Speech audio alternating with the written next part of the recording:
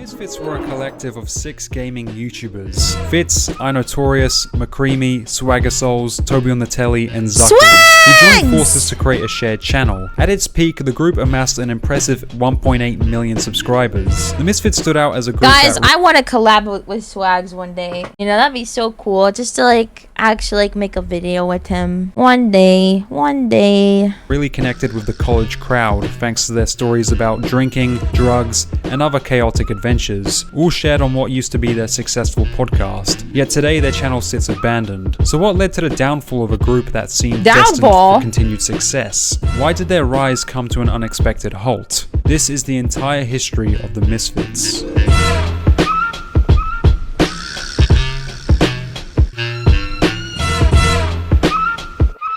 They had a downfall? In December 2014, Mason, better known as Zuckles, launched his YouTube channel at just 15 years old, debuting with a video on Five Nights at Freddy's 3. Mason's inspiration to start his own YouTube channel came from his younger brother, who had already begun uploading CSGO content. He soon shifted focus to Rust, a game he was not only highly skilled at, but deeply obsessed with. So much so that he reportedly skipped entire school terms just to keep playing. Made a YouTube channel, was going through school and shit at the time, and kind of skipped a lot of school just to upload videos. That's not a bad thing. Look where it's led you. Oh, I mean, I took terms off, so it was pretty My God, don't do what he did. Kids, where's the camera? Don't do what Zuckles Rust will do it. If you play Rust, that will do it. Before creating the Zuckles channel, Mason had an earlier YouTube account under the name Brony Chuckles. At the time, he was part of the My Little Pony fandom known as Bronies. Oh no! And in 2012, he played Minecraft with other fans, many of whom were reportedly adults. However, the Brony Chuckles channel was short-lived, as Mason was picked on at school for his involvement in the fandom. He went through a stage where he thought he was a brony. I'm sorry. I'm gonna say it. Say it. Dude, you made videos where you would set up a camera. You would set up a camera and you would go, "Hi guys, Brony Chuckles here." What? And then wait, and then because he watched PewDiePie and this was old PewDiePie, so he was always doing the bro fist. Oh, no! Yeah, thanks for watching, bro hoof. And He did that. He did that. While building his YouTube channel through Rust gameplay, Mason crossed paths with YouTuber Faceless. The two quickly began collaborating, making videos together that showcased their chaotic chemistry. Over time, Mason and Faceless became a well-known duo in the Rust community and developed a close friendship through their shared content. As Mason and Faceless continued collaborating and growing their channels, one viewer in particular was a huge fan of their content. That fan was Swagger Souls, who at the time was in college, originally studying computer science before switching his course to radio, television, and film. That's fire! What? Videos would eventually inspire him to start creating content of his own. Hey guys, this is Kluster. Quick shout out to today's sponsor, Private Internet Access, or PIA. If you've never used a VPN before, here's the deal. It's like a private— Guys, I'm gonna let the ad play because someone in my fucking comment section was bitching and moaning about me not watching the ads. So we're just gonna let the ad play and yeah, baby! Woo, woo, woo, woo, woo! So, how are the wife and kids, guys? How are the wife? How are the kids? Emoji. Swagger Souls launched his YouTube channel in May 2015, initially posting Rust content before transitioning to CSGO. While creating videos and playing Rust, he eventually encountered a player on a CSGO server called ZTS, who turned out to be Fitz. At the time, Fitz had over 10,000 subscribers, while Swagger had fewer than 500. Fitz had started his channel around the same time, beginning with DayZ videos before shifting to CSGO. At the time, Fitz had dropped out of college after studying art for a year and was working a regular 9-to-5 job as a waiter. After spending a year and a half uploading videos to YouTube as a hobby, Fitz had his breakthrough moment when one of his videos featuring him trolling a toxic CSGO player went viral. Flick outwards. I'm flicking outwards. You're flicking inwards. No, I'm not. Seems to be a bit of tension between the young Swede and his coach currently as he's swearing, and looks as though he's actually yelling profusely at his mother now. My goodness, Smithy. Gotta just calm down, take a chill pill here. My goodness. The two hit it off immediately and began collaborating regularly. Through Fitz, Swagger was introduced to Toby on the telly, who originally went by the name John on the radio. Fitz and Toby were friends who had gone to school together in Auckland, New Zealand, first meeting each other at the age of 14. Toby had always supported Fitz's content from the very beginning, often joining his streams. Inspired by Fitz's success and creativity, Toby eventually developed her own passion for content creation and launched her own YouTube channel. One night, Swagger was playing a late night gaming session on CSGO on a surf server called Dominant Slayer. That night, Swagger was freestyle rap battling with other players. After a few days, Swagger began getting sent a large amount of friend requests on Steam. Confused, he investigated why he was receiving a large amount of friend requests, soon finding out that his freestyles that night were recorded and uploaded onto YouTube by a channel named iNotorious, who held over 50,000 subscribers during that time. Oh shit. Absolutely. Gonna be rolling up in the fruity tootsie, cause you know I'm gonna be getting the booty every day, like you know it's just another hootie hoot hoot, like I'm gonna be the owl in here. War owl, I know I ain't that f***ing queer, cause I'm dropping bombs and I'm steering clear of these you know I ain't got nothing to fear. At the time, iNotorious was studying electrical engineering in college. The video he uploaded went viral, landing on the front of the CSGO subreddit and giving Swagger a major boost in visibility. Swagger reached out to iNotorious after the giant subscriber boost and the two became friends. Swagger then introduced Fitz and Toby to iNotorious and they all began collaborating. That's Thanks fire. to iNotorious's large following, Fitz, Toby and Swagger saw their channels explode in popularity. Together, they pioneered a new wave of CSGO content, comedic, chaotic, and centered around trolling other players. And so we started getting like kind of known as this combo on surf servers, and I think we really the three of us especially launched this kind of new era of CSGO YouTube where it was more based around interacting with the CSGO community.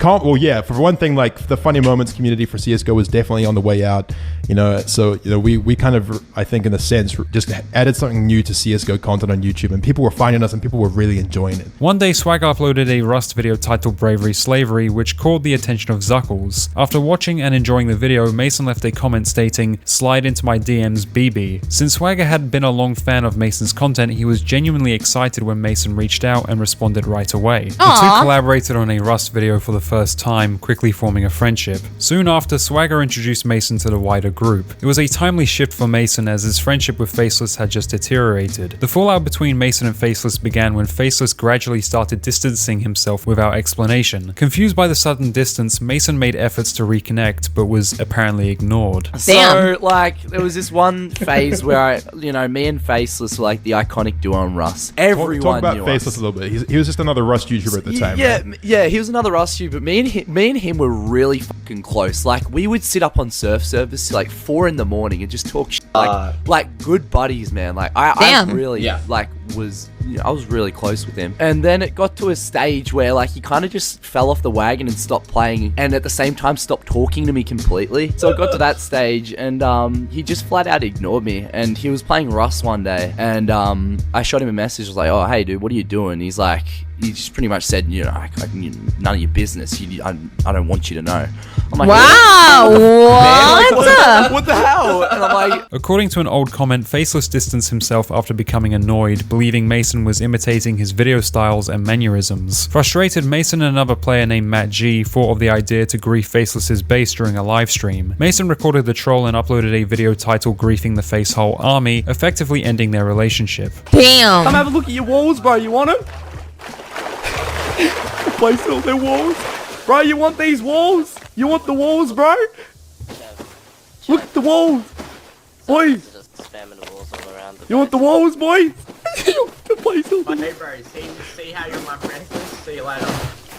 Faceless responded by releasing a 50-minute video addressing Mason directly. The upload caused Mason to lose subscribers temporarily, but he remained active on YouTube and continued producing content. With that bridge burned, Mason began creating content with Swagger and Fitz instead. One day, Fitz met a player named Serenity on a random surf server. Serenity happened to be friends with another content creator named McCreamy, who was making Overwatch content at the time. Whoa, Fitz then reached out Overwatch. to McCreamy, inviting him to collaborate on an Overwatch video. Overwatch, when it first released, peak cinema. cinema. Holy shit. Overwatch when it fucking first released. Actual cinema. I'm not even joking. I don't know what the fuck Overwatch is now. It's not the same anymore. Creamy, who was a secret fan of Fitz's channel, eagerly accepted, and the two hit it off immediately. From there, the group solidified. They all began making videos together regularly, helping each other grow and ushering in a new era of comedic, personality-driven content in the multiplayer gaming scene. The group created a distinctive style of content early on, featuring creative series like CSGO Freestyling, where they engaged in hilarious rap battles with other players, Shoutcasting, which blended commentary with playful trolling, and Funny Moments gameplay that showcased their chemistry and comedic timing. After a couple of years of uploading content together, most of the group met in person for the first time at PAX Australia in November 2017. That's fire. Around this time, they began expanding their circle, collaborating with other gaming creators such as Lunch Club and branching out creatively. Swagger then made the decision to drop out of college and commit to YouTube full-time. Fitz followed a similar path, leaving his 9-to-5 job to focus entirely on content creation as his channel had hit 1 million. Oh my god, he makes music? What the fuck? Subscribers that year. It was then that they decided to formalize their friendship into an official YouTube group. In 2018, they launched the Misfits channel, and by June, they kicked off the Misfits podcast, a widely popular weekly podcast where they shared outrageous stories and personal adventures, often involving their wild experiences with drugs and traveling. Guys, oh my god, we took LSD in Melbourne.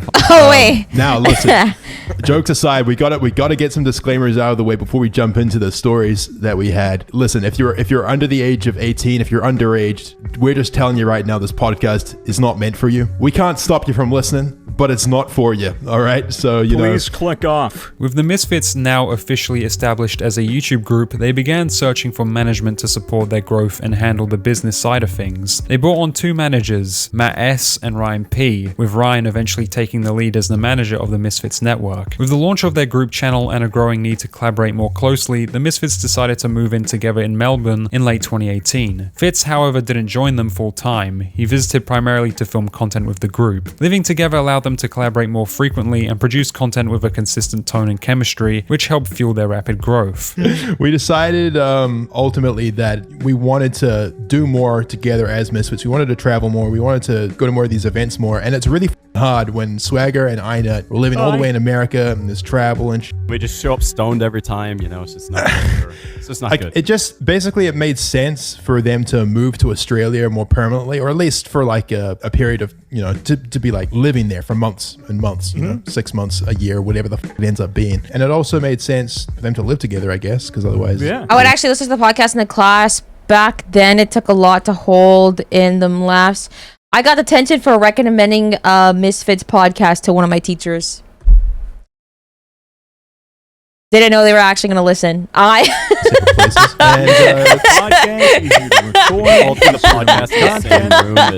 Thanks to manager Ryan, the Misfits embarked on a series of adventures from holidays in LA to collaborations. I liked it. I mean, I thought they would, but I didn't think I would get attention for fresh it. Stories and talking points for their rapidly growing podcast. The Misfits were experiencing rapid growth on YouTube, prompting them to launch their own Patreon. The funds they received were reinvested into the group, covering travel expenses and eventually securing an office space dedicated to producing their podcast.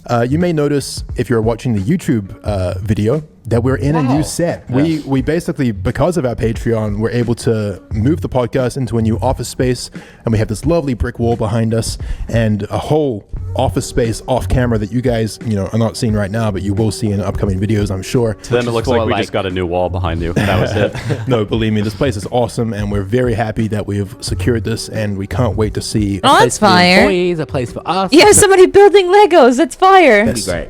We can't wait to start building things up from here. 2019 was a pivotal year for the Misfits, marked not only by their rising success, but also by personal challenges and controversies. In June, they released a podcast episode titled Toby Finally Comes Out, where Toby shared that she had identified as a woman for several years and chose to publicly come out at age 22 during the episode. I mean, my whole life, I was kind of like, everyone, as I've talked about in past podcasts, everyone kind of thought I was gay, or they thought I was like weird, and I didn't really feel like I fitted in with like the guys and stuff. And it always felt kind of weird. And then when I turned like 16, I kind of was like, maybe it's because I don't like being a guy. And then around like 17, I actually wrote a letter to my parents. Really? It was like the scariest thing of my life. And then I gave them this letter and they read it, and it was like, they were like, whoa, well. You sat there in front of them while they read it? Mm-hmm. Interesting. basically the letter said like, my whole life I've felt weird, I've felt out of place, and I think that it's because I wish I was a woman, basically. She went on to share that she planned to begin hormone therapy and undergo surgery as part of her transition to becoming a trans woman, a completely life-changing step in her journey. Something the Misfits members, as well as the majority of the audience, completely supported. While Toby was navigating a major personal transformation, Mason was facing his own challenges, arguably even more serious. In March of that year, he released a video titled Channel Update, where he ranted about his life and, in a bizarre moment, ate a cigarette on camera. But yeah, what's been going on with me? I've been trying to work out what it's like to be an adult. Nonetheless to say, it is fun. Yeah, don't really do much else. YouTube's been a bit f***ed for me. YouTube's been like, kind of what the f*** do I do? Like I can't really be f***ed anymore, eh? I've been thinking about just picking up the camera lately and just filming shit. Just random shit. Because that's kind of what my life is, just shit. It's just random shit. It's just really like, sad. It's like if I built the Taj Mahal out of shit and I don't want to build that thing. Some of you seem pretty concerned right now, and it's a bit unfortunate because there's no need for it. I'm quite content. I'm quite good. I'm very happy. I'm very lucky. I love my life. Okay. All right. That sucks. Hello? Viewers dismissed the video as Mason simply being his usual self. Others... What? Oh, what? While some viewers dismissed the video as Mason simply being his usual self,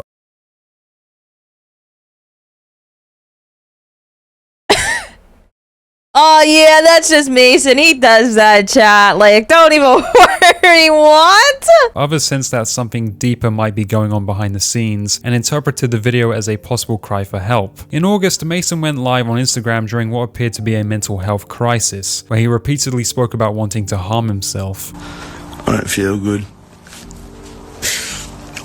I hate everything and I hate everyone. I hate every dude. I hate everyone. I just want to cry, but I can't because there's no point in crying. I don't feel any emotion. My mind can't feel emotion anymore. What? I can't feel emotion in my brain. My brain doesn't comprehend it. It was obvious to everyone that Mason was deeply struggling mentally. Mason next took a short hiatus from the internet, returning on the Misfits podcast where he revealed his mental health situation and that for the past month he spent his time in a mental hospital. Wow.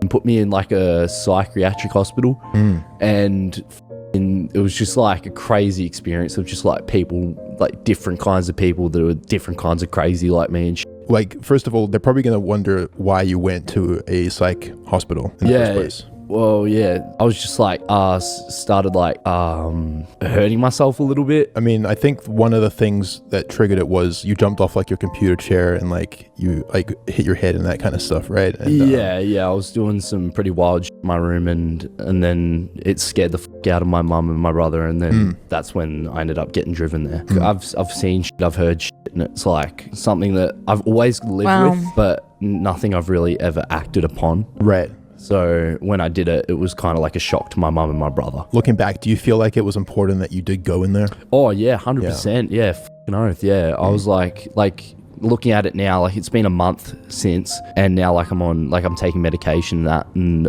like I just looked at it as like another experience, you know. Mason had a similar experience the year before, though it largely flew under the radar. In 2018, he began posting Fortnite content which significantly accelerated his subscriber growth. His most popular video, I'm a Fortnite God, racked up over 8 million views. That August, he spent 2 weeks in Los Angeles at the Clout House, where FaZe Banks approached him with an offer to join FaZe due to his high skill at gaming. However, during his time in LA, Mason's mental health began to decline. Oh no. Oh my fucking god. Oh no, bro. Fuck.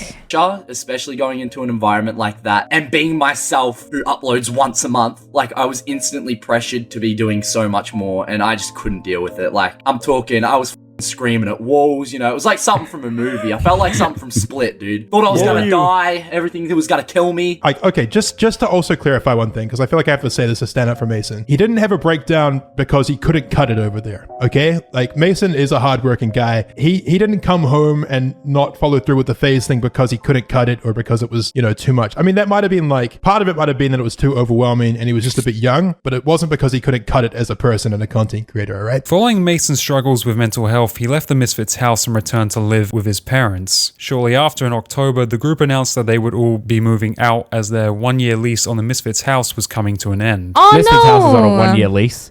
And we have the office now, so it doesn't really make sense for us to all to live together. And we also can't renew our lease. They won't let us. So yeah, we were gonna move out. We were like too good at tenants. Yeah, we were really reliable, really awesome tenants. So we just decided, Look, when you're dealing with a group house, it's just like, it just seems like it's more stress than it's worth. Although the Misfits house came to an end, the group continued collaborating across their individual channels as well as their shared group channel. The following year, however, one member became the center of a major controversy that would significantly impact their public image. Oh, no. As previously mentioned, the Misfits frequently collaborated with other gaming creators, including members of the group Lunch Club.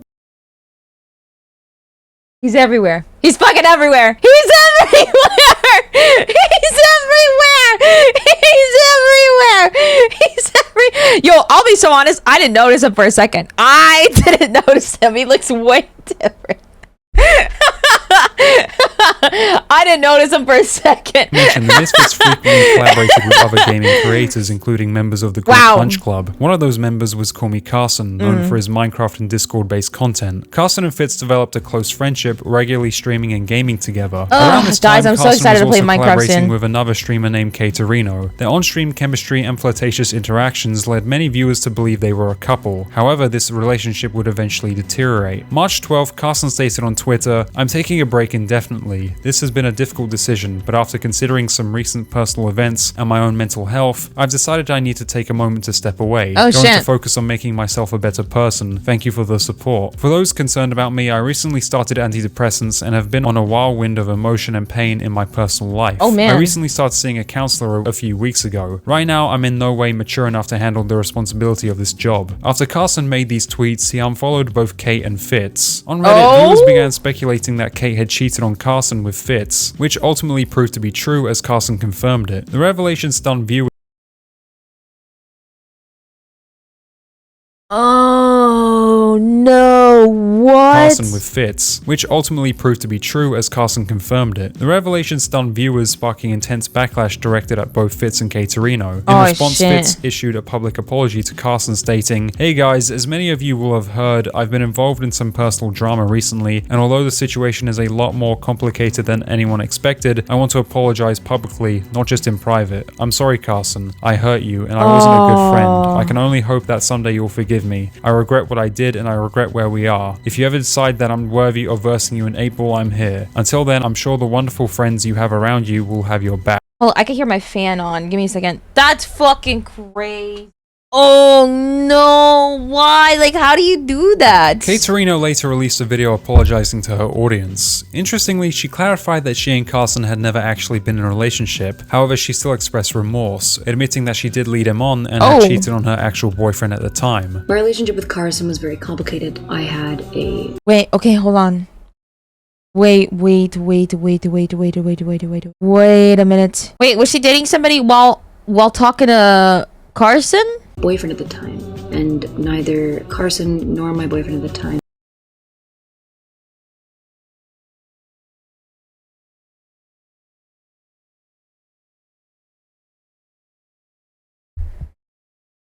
So she had a boyfriend. Dude didn't know. Carson didn't know. And in a way, cheated on... In a way, quote unquote, in a way, quote unquote, cheated on Carson. But also cheated on her actual boyfriend with Carson and Fitz.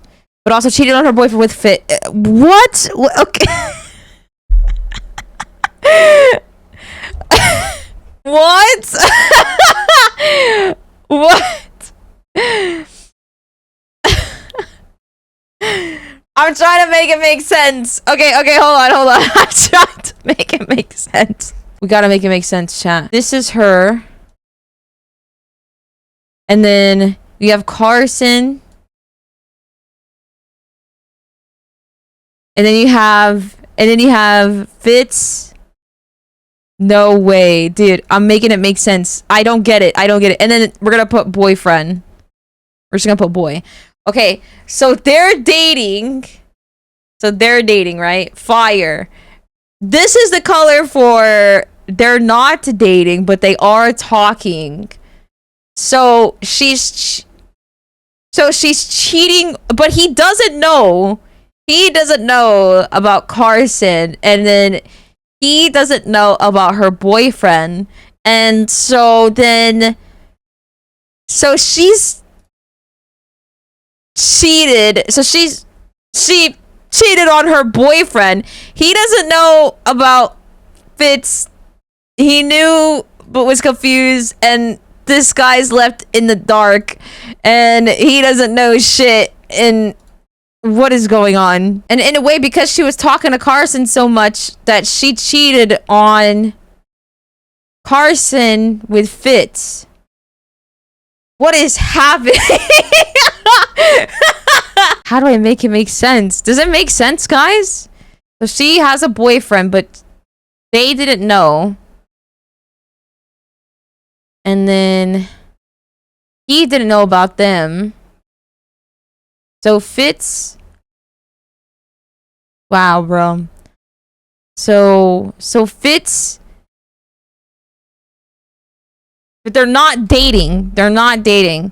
So not only did Fitz break his heart, he also broke his heart. But she broke his heart and his heart.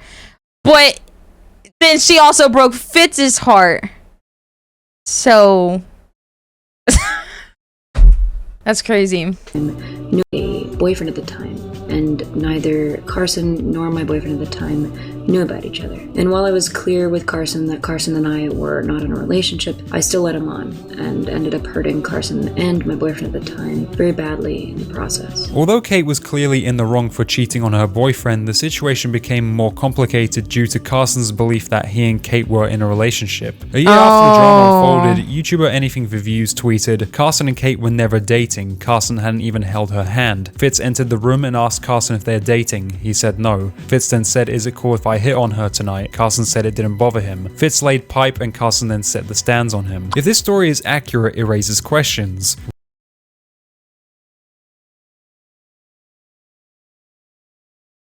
Oh no, this is so complicated. This is actually really fucking like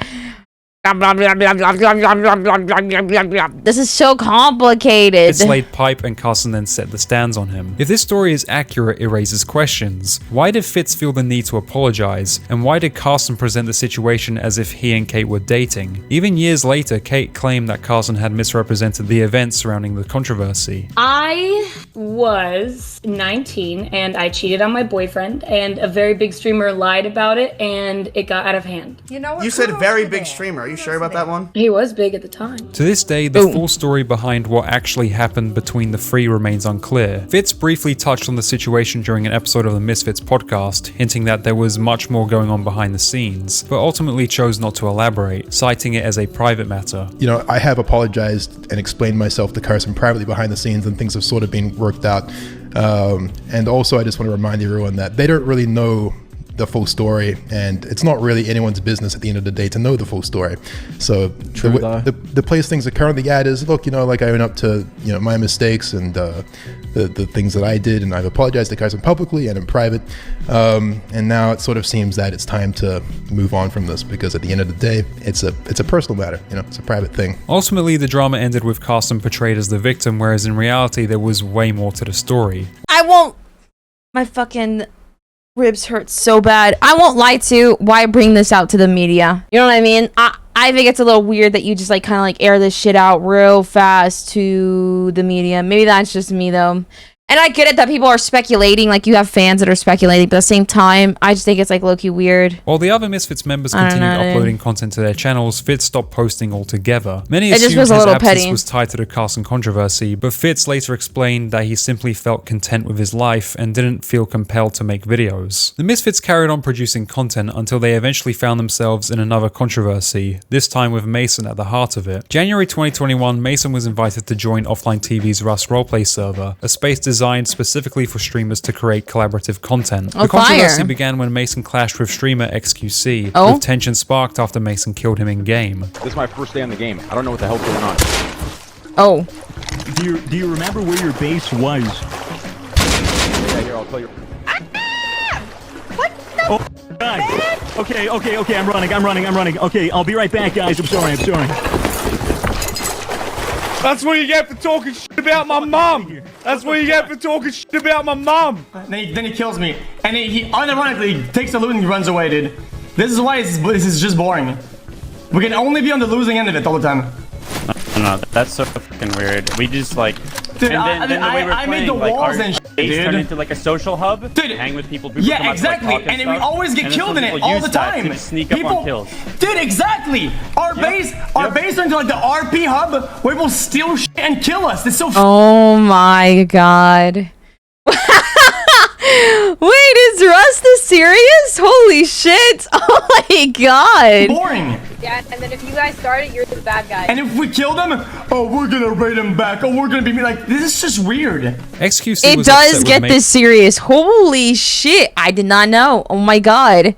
Oh, we're gonna raid them back. Oh, we're gonna be like, this is just weird. XQC was upset with Mason as apparently the server's rules prohibited killing and griefing, actions Mason was engaging in. Later, Okay, that makes sense too. Okay, you know what? That makes sense too. If they have like rules of like griefing and killing, then yeah, okay, I would be upset too. Mason encountered XQC again and tried to kill him a second time, but the attempt was unsuccessful and ultimately led to him getting kicked from the server. XQC.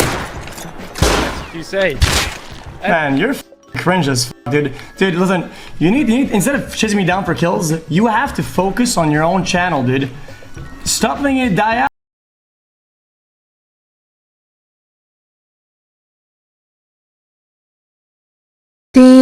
Damn. Chasing me down for kills, you have to focus on your own channel, dude. Damn. Stop letting it die out, dude. You're no content Andy, you.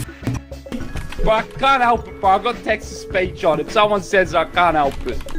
I'll try to get him kicked from this server. Just get. Mason's kick from the server split the Rust community. One side argued that his kick was necessary as he broke the server's rules, whilst the other argued that killing and looting were part of the regular Rust experience. Funnily enough, this was— Oh, did Moist defend him? That's fire. I don't know, bro. I mean, it is just a game at the same time, but also like if it's like rules with it, if it's like a community server, listen, chat. If it's a fucking server run by creators and they have rules in it, just follow it, okay? Don't make it a fucking big deal, all right? Oh my goodness, I feel like it's fucked up for like XQC to like say shit like that and, you know, be a little whiny about it. But it's like also fucked up for like Mason to like just constantly target him. You know what I mean? It seems a little petty. So it's not even funny anymore. It's just you're being annoying. I can't say shit though because I stole like so many fucking items on the SDMP. the only drama the Misfits were caught up in that month, as Fitz was also involved in a small controversy. Between 2020 and 2021, a rising trend known as cancel culture began to take hold, where YouTubers and celebrities faced— No! What did I just see? A rising trend known as cancel culture began to take— No! Why was he canceled? No! What did he do? No! Why was he canceled? What did he do? No! where YouTubers and celebrities faced backlash over minor actions. One of the most notable figures caught in this wave was Dream, who was damn, bro, holy criticized for things ranging from using Native American music in his videos to not being vaccinated, sparking intense reactions from losers on Twitter. Wait, how do you get canceled for not being vaccinated? Wait, that's crazy. Wait, that's crazy. What? music in his videos to not being vaccinated, sparking intense reactions from losers on Twitter. Fitz also faced... But this is like also like the start of 2022. Yeah, see, 4 years ago. Yeah, this is like 2020 and then 2021. And like everyone was like suffering from fucking COVID at that time. So like it makes sense. And every fucking person wanted to feel validated because they're like, I've been inside all day and my opinion matters because no one else has to, like, no one else hears my opinion. Not being vaccinated, sparking intense reactions from losers on Twitter. Fitz also faced cancellation during one of his live streams after... I think, again, this goes back to like the conversation of like old gen streamers don't have a fucking bone, because like if you were to get canceled for shit like this, you just like kind of ignore it, you know what I mean? You just ignore it and move on, because this is like a nothing burger. But like, you know, a lot of these creators like Dream and like all the other like old gen streamers are quick to like fucking apologize for nothing. Ranging from using Native American music in his videos to not being vaccinated, sparking intense reactions from losers on Twitter. Fitz also faced cancellation during one of his live streams after using the word retarded. What am I actually doing? Can I say that? Are they gonna get mad at me on Twitter? Unfortunately, when you play Minecraft, a lot of the audience for Minecraft, especially on these multiplayer servers that include a bunch of streamers and there's a very young Stanny community that sort of seems to occupy a lot of their time just getting riled up about the people say and do. And yeah, they just took to Twitter and went ham on me, which as far as I'm concerned was just wonderful. I don't know, most of the trending tab was just people supporting me anyways. The controversy lasted only a day before fading away, with most people quickly moving on. In May 2022, a major incident... Okay, yeah, see, told you, bro. Yeah. affected Misfits member McCreamy. On the 22nd, his YouTube channel was hacked by a crypto scam account known as Tesla Live, which wiped all of his videos. Within just a few days, McCreamy lost 80,000 subscribers, leading to significant strain on him mentally. YouTube initially terminated his account following the hack, but later reinstated it. McCreamy then made a video talking about the situation. You see these bags under my eyes? They're not from Fortnite. They're not from staying up past my bedtime playing video games. They're actually from the amount of stress that I've been through and the lack of sleep that I've had the past few days. I haven't slept in God knows how long, and this was probably the worst, most disgusting, putrid, rancid, terrifying, violating experience of my entire life. Although McCreamy eventually regained access to his channel, the situation caused overwhelming stress, leading him to take a short break from creating content. Despite facing multiple controversies over the past year, the Misfits continued uploading content as usual. However, their podcast began to lose traction. A major factor was the COVID-19 pandemic throughout 2020 and 2021, which forced everyone into isolation. Prior to the pandemic, the group regularly participated in events organized by their manager, Ryan P., giving them plenty to talk about on the podcast. With lockdowns in place, they struggled to find engaging topics. Although they were obligated to release weekly episodes under a deal with Spotify, once that agreement ended, the Misfits decided to take a break from the podcast. You know, the podcast, it's not quite what it used to be. You know, we've sort of been on this weekly schedule with our Spotify contract, which has now ended. But you know, once the contract ended, once we'd fulfilled all the episodes we had to do, we thought, all right, let's take a few weeks off. Let's think about what we want the Misfits and the podcast to be going forward, and then let's talk about it in an episode like this. The unfortunate thing about being under contract was that even when we didn't have anything to talk about, which was a lot of the time throughout this COVID period, especially during the Melbourne lockdowns. Yes.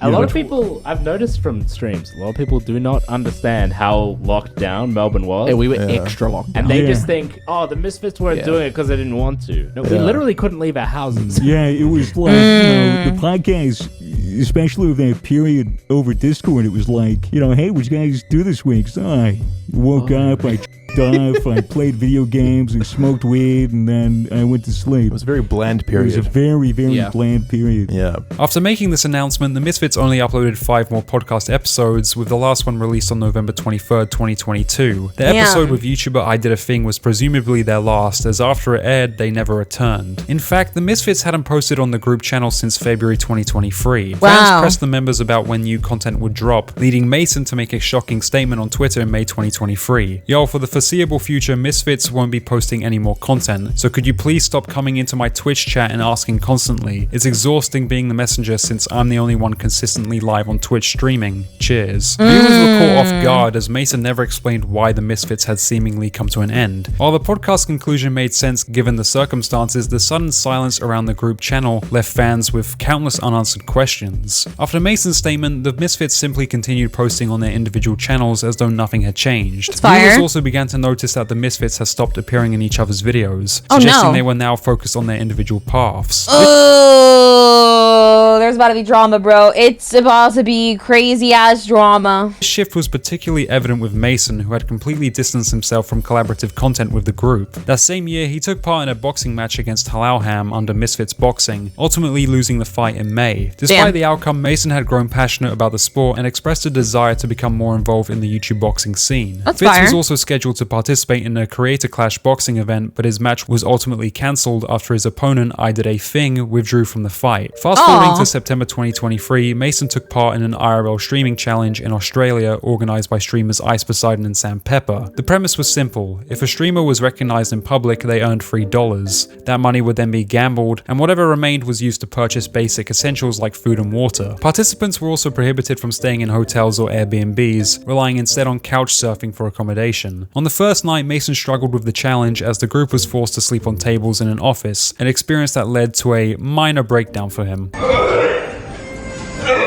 Oh, ew. I did not want to hear that shit. That's nasty. There's vomit everywhere in here now. It smells like ass freshener and vomit. That's alright, I can't see. It's too dark in here. Please, post. I did not do Ugh. Bro, that's fucking gross. Oh my god, I do not want to hear that shit. While at a restaurant, Mason asked the viewers to order him special fried rice directly to his table. When the order never arrived, he became visibly upset and had a breakdown. Give me. Was it hot? Oh. No, wait, they've ordered the special fried rice. No, they're coming with food, dude. Wow. What's he doing now? Dude. What are you doing? Come on. I'm panicking. Come on. I'm panicking. Come on. I'm panicking. Get back in the restaurant. Get back in the restaurant. Dude. Come on. It's okay, just chill. Dude. You're fine, wow. Just, the food is on its way. In the end, Mason's girlfriend Caitlin ordered him the special fried rice, but the group took it away, claiming it violated the rules of the challenge. This only intensified Mason's distress. It was clear that his reaction wasn't just about the food, he was experiencing a genuine panic attack. Sadly, rather than cutting the stream to give him privacy, Sam and Ice Poseidon continued filming him. Oh my. That's so fucked up. What the fuck? Yo, clearly he's not like okay, and they're just camera in the face. What's wrong, man? How's it to me, dude? Yeah, but explain it to me then. It works a bit different in this world, mate. Yeah. It's not as easy as you think. Tell me. I've been for my whole life. Oh no. It's been like this since I was born. Really? Yeah, bro. What, like chemical or like stuff that's happened in your life? Man. Just life? Just life. Bro, I'm telling you, if you do this and you go home and you start streaming, you'll have 1,000 viewers minimum. I can't deal with 1,000 viewers, mate. Minimum. I can't deal with chat that goes fast. Oh I shit. can't do it. It's not built for me. Oh.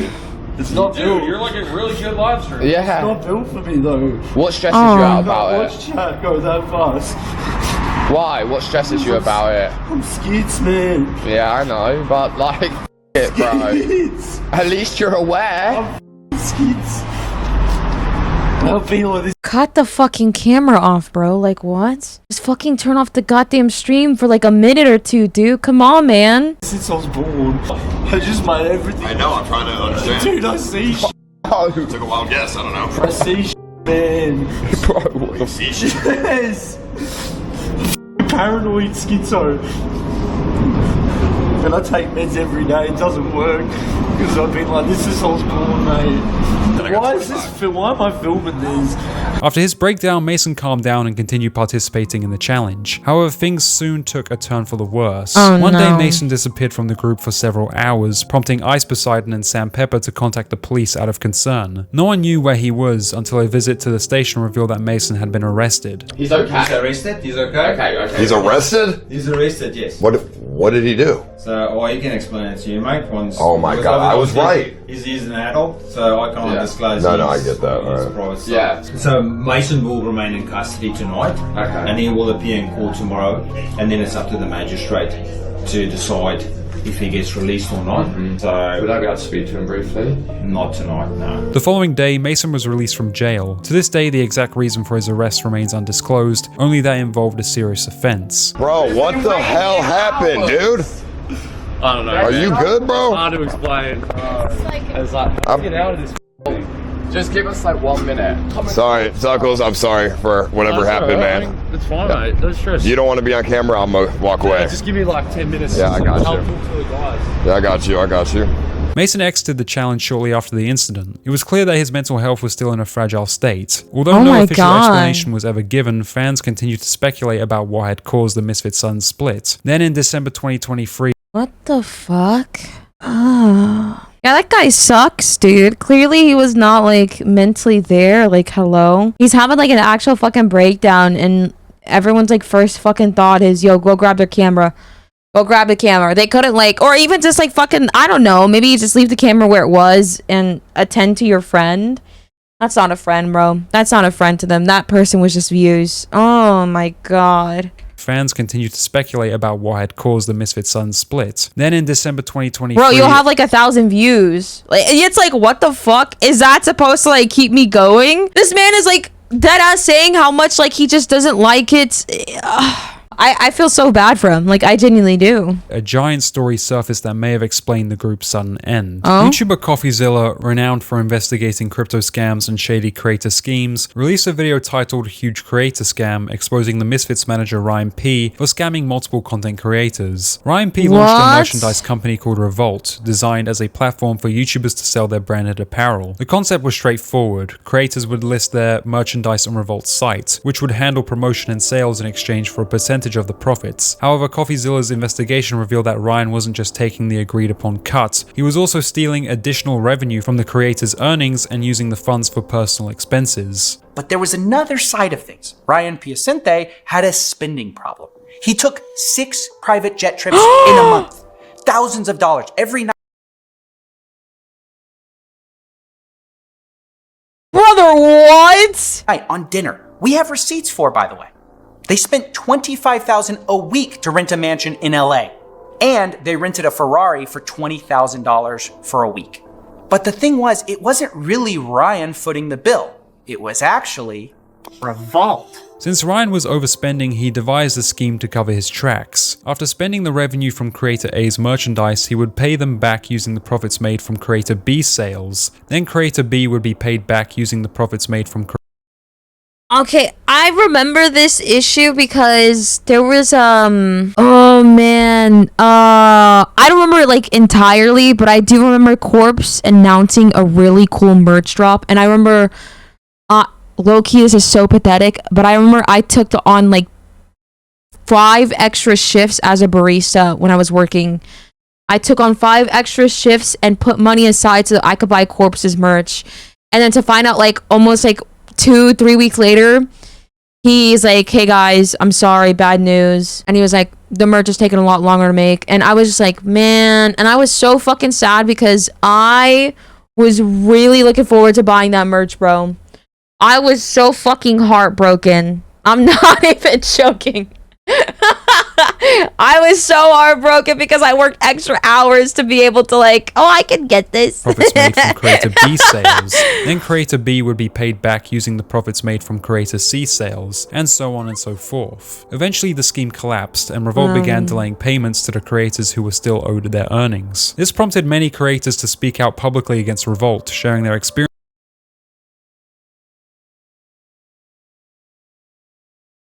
Oh shit.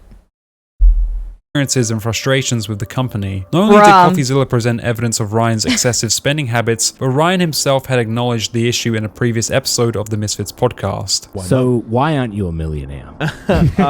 He spends money like a way money. yeah. Damn. You always spend money like an idiot. Yeah, I've always spent money like a I mean, the thing with money is I like to be able to provide that experience to everybody.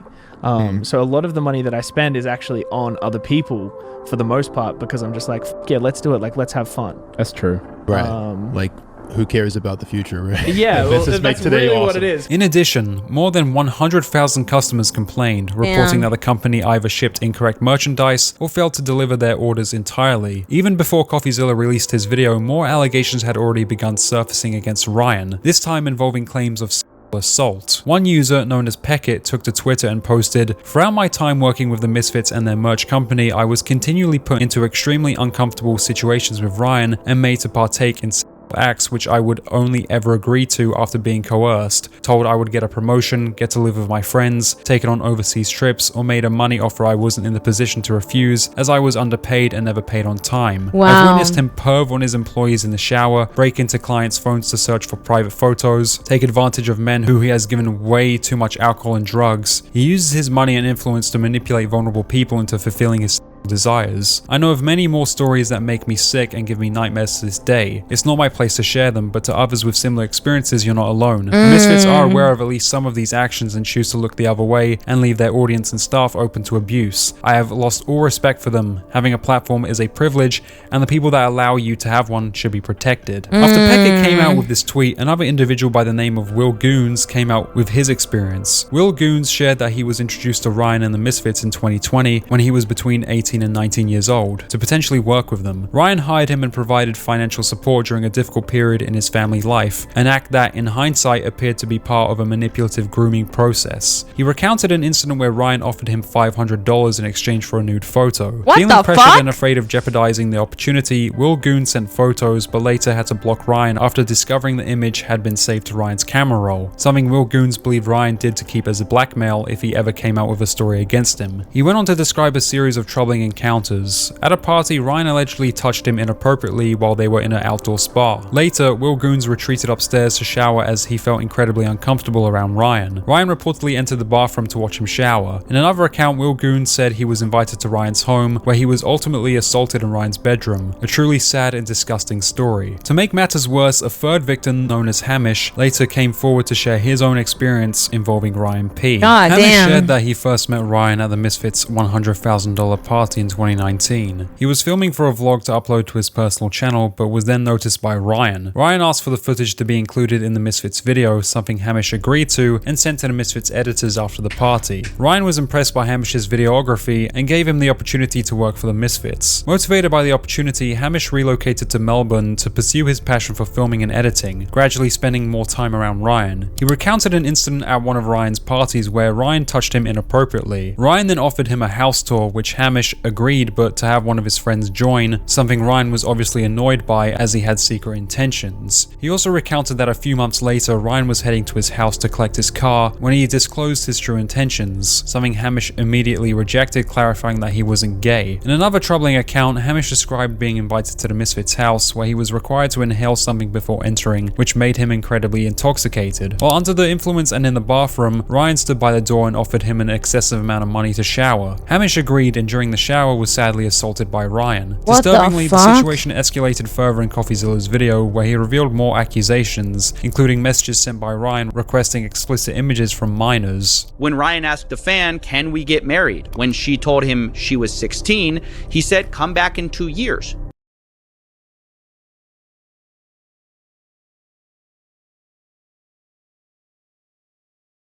Oh my fucking god, what the when fuck? she was 18, but 1 year later, Ryan reached back out, saying this, quote, "I retweeted your selfie. Do I get nudes?" She replies, "That's illegal." He says, quote, "Don't worry, I ain't no snitch." As mentioned previously, one of the victims, Peckett, claimed that the Misfits were allegedly aware of Ryan's actions behind the scenes. However, no concrete evidence has surfaced to confirm that they knew. The group itself never issued a direct statement addressing Ryan or the allegations. That said, one member, Mason, did speak out, revealing that he too had been abused by Ryan. He shared his experience through tweets that were later deleted. "I'll never get the image out of my head of that fat abruptly walking into the shower whilst I was experimenting with my sexuality, and he invaded every part of it. Looking for a new manager that can look out for me and is not going to text me, DMs open. Holy shit. It was truly devastating to learn what Mason had endured. Of all the Misfits members, his experience appeared to be the most devastating. Mason's mental health had unfortunately continued to decline. In June 2024, following the end of his 4-year relationship with his girlfriend Caitlin, he chose to step away from the internet to prioritize his well-being after the many hardships he had faced over the years. He shared this final statement. If you've clicked on this, thanks for taking the time to have a read. Lately, I've been struggling deeply with emotional trauma, and I think being on the internet as of late has put a true dent in my psychological and physical state. Since the Misfits abandoned, I felt unable to adjust to any other form of content, being left with only what I know, which was making content with them. This means that whenever I boot up a stream or try to make anything else, I don't really know who I am anymore. I'm suffering from what Ryan did still, and I will mention that yes, something did happen to me too involving with Peckett, but thankfully I've been able to move quite forward from it since I had support around me at the time. However, it still plays a part in the way I project things to this day. I helped build Misfits from the ground up, and I understand things need to move on, but I am struggling to comprehend what is next for myself. I've spent months in tears and bashing my head on walls, feeling ashamed and embarrassed of myself as a YouTuber with over 1 million subscribers and $5 in my bank account. To top it off, too, I'm going through a 4-year breakup and I just feel like a laughingstock to people. I got psychological help, but since moving back to Geelong, I found it hard to find someone who helped me as good as my other psychologist based in Melbourne, so essentially I've been back to square one for months now. I think my passion for making content comes from a drive of desperation rather than being happy, and instead doing my best at chasing some sort of closure that I'm still that guy that came so far from how he started out. With this being said, I do have things going for me. I just think that being on the internet is really putting a roadblock on me healing and finding peace for who I am truly. All my stupid posts I'm making a lot of the time isn't who I am, and I'm just struggling. I'm starting to realize slowly that I don't need to post stupid shit for people for some sort of gratification, when at the end of the day, you all see the side of Zuckles, but only I know Mason. I think this step away from the internet will heal me tremendously, and I hope I can find a job or something that fulfills me rather than being this frowned upon mascot that has been for years. I'll still be active on my Instagram most likely, but posting with a grain of salt, but live streaming, however, it's time to take a step back and just throw in the towel, whether it's for months or a whole year or never again. I thank everyone who has supported me from my idiotic posts and can see clearly that I'm not who I am as of late, and also for reaching out. Also, don't blame any of the boys from the crew for anything that I'm going through. I still keep in touch with them and they'll always be my best mates. They do a lot more behind the scenes than you think for me. Cheers, and hopefully I can finally move past this bullshit of reacting to what people say on the internet and start becoming the great person I've envisioned for the future. So yeah, bye for now, but hello to a new me. As of 2025, what are the Misfits members up to? Following his hiatus, Mason made a return to content creation in September 2024, signaling a noticeable improvement in his mental well-being. I think honestly it's about time I go back to the kind of roots of how I started doing all this stuff, and perhaps maybe just go back to playing Rust and recording videos like I used to and editing them. I just kind of like feel like I've lost myself over these past few years, and I think it would be best to just go back to doing what I did originally and just finding that part of myself again. And I think a lot of this time I've spent thinking about it has made me realize that I'm just chasing stuff that isn't really necessary. To this day, he continues to upload content to his channel and occasionally live streams on Twitch. Swagger Souls continues to make content and stream as usual. iNotorious took a year-long break from uploading, but has recently returned to posting videos consistently. Toby appears to have shifted away from gaming content and streaming on her original channel, instead launching a new channel called Speedless, where she focuses on car-related content. Fitz, after stepping away from his main channel, made a brief return before leaving it once again, though he now uploads regularly to his second channel. The group still collaborates and plays together, but it seems each member is pursuing their own path. However, the same can't be said for McCreamy. In April of this year, he released a video titled Goodbye, in which he shared his decision to step away from content creation due to a lack of motivation. After reaching the milestone of 10 million subscribers, he found himself uncertain about what goals to pursue next. Next point. Let's just bring out the elephant in the room. This guy right here, 10 million subscribers. Amazing achievement. So happy about it. Once I hit that, I had absolutely no idea what to do. I lost all motivation. That was the goal that I had for like my entire career, basically. I thought once I hit 10 million subscribers, like that was, you know, that's, what do? You hit 10 million subscribers. Like that's insane. You get the diamond play button. Once I hit that, I didn't know what to do. I've tried to set myself goals like what is more subscribers? What is more money? What is more Fortnite videos, you know what I mean? I don't know if that made sense, but the conclusion I came to was that I need a break. McCreamy also chose to step away from content creation to prioritize personal challenges he was facing, shifting his focus away from YouTube to address those aspects of his life. There's a lot of personal things. I won't get too I won't get too in depth about what's going on, but I've got like crazy, like I can barely sit down in my chair. And who would have thought after 10, 11 years of doing this that I would get back pain? Like sitting in a chair for 10 years, 11 years is not good for your body. Anyways, that brings me to my next point.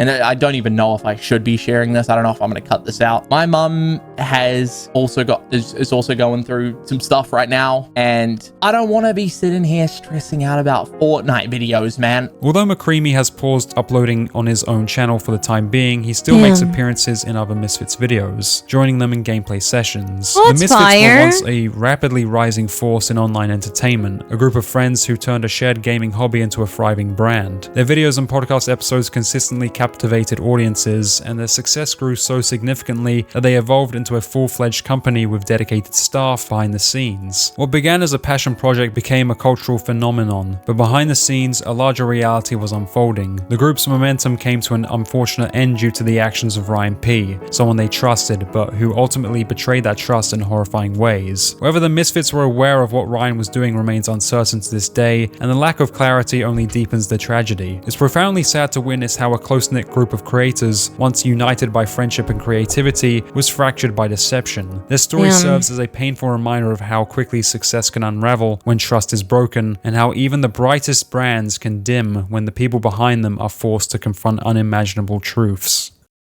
Hey guys, it's Kluster. Thank you very much for watching this video. Every time before I upload a video, I post in my community tab hints to what the next video is going to be. That sucks, and man. when it gets a shout out, so shout out to Not Much for guessing that it was going to be on the Misfits this time. This makes me So if you sad. want a shout Yeah, out, make sure dude. to It's look like, up on my community damn. posts and try and guess who the next person's going to be that I'm going to make a video on. So yeah, that's all I got to say. Thank you very much for watching. Subscribe, like, dislike, and as always, join the Clown Empire. I mean, that's fire, but dang, that sucks. I feel old now. Like, oh man. I feel so old, bro. It's like, damn.